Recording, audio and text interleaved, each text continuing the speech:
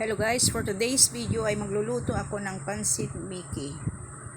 Ang mga sangkap ay pansit Mickey, beans, carrots, repolyo, saka yung tinapa na pangsahog natin. Una, magpainit na tayo ng kawali, tapos lagyan na natin ng mantika. Tapos saka natin ilagay yung sibuyas. Sunod yung bawang.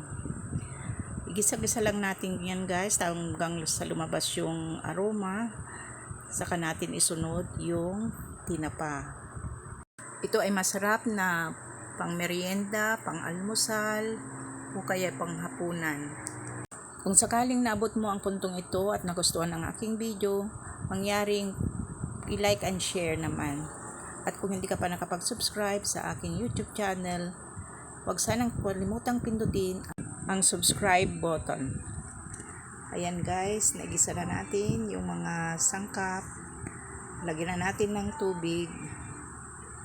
Tapos, hintayin kumulo. Saka natin lagyan ng seasoning granules, asin, paminta, oyster sauce, soy sauce.